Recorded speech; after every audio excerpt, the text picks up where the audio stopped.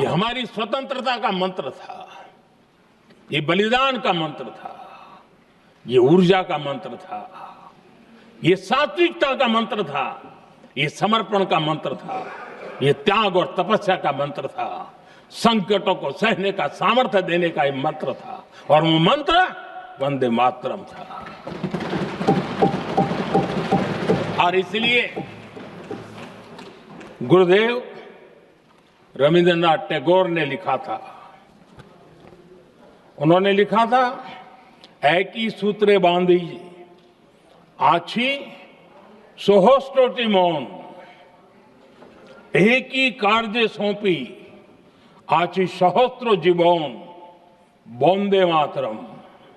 अर्थात एक सूत्र में बंधे हुए सहस्त्र मन, एक ही कार्य में अर्पित सहस्त्र जीवन वंदे मातरम।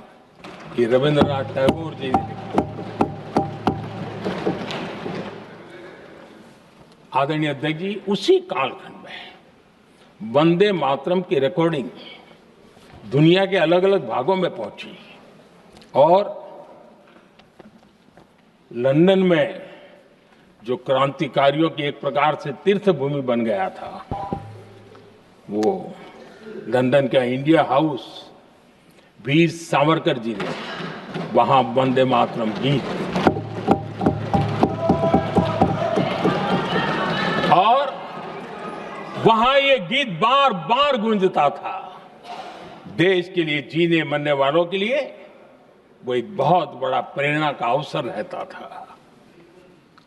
उसी समय बिपिन चंद्र पाल और महर्षि अरविंद घोष, उन्होंने अखबार निकाले, उस अखबार का नाम भी उन्होंने वंदे मातरम रखा।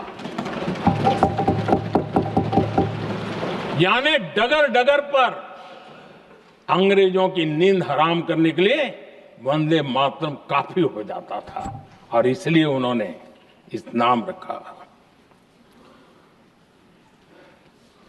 अंग्रेजों ने अखबारों पर रोक लगा दी, तो मैडम भिकाजी कामा ने पेरिस में एक अखबार निकाला और उसका नाम उन्होंने वंदे मातरम रखा। आदरणीय अध्यक्ष जी, वंदे मातरम ने भारत को स्वावलंबन का रास्ता भी दिखाया। उस समय माचिस की डिबिया, मैच बॉक्स, वहां से लेकर के बड़े बड़े शिप, उस पर भी वंदे मातरम लिखने की परंपरा बनी और बाहरी कंपनियों को चुनौती देने का एक माध्यम बन गया, स्वदेशी का एक मंत्र बन गया।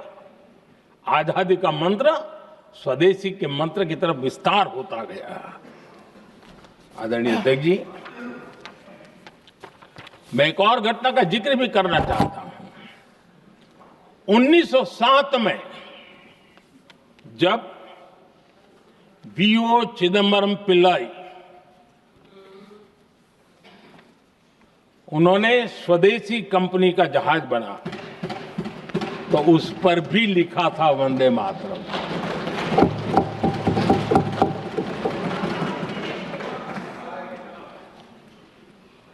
राष्ट्र कवि सुब्रमण्य भारती ने वंदे मातरम को तमिल में अनुवाद किया, स्तुति गीत लिखे। उनके कई तमिल देशभक्ति गीतों में वंदे मातरम की श्रद्धा साफ साफ नजर आती है। शायद सभी लोगों को, हो सकता है तमिलनाडु के लोगों को पता हो, लेकिन सभी लोगों को ये बात का पता ना हो कि भारत का ध्वज गीत वी सुब्रमण्यम भारती ने ही लिखा था।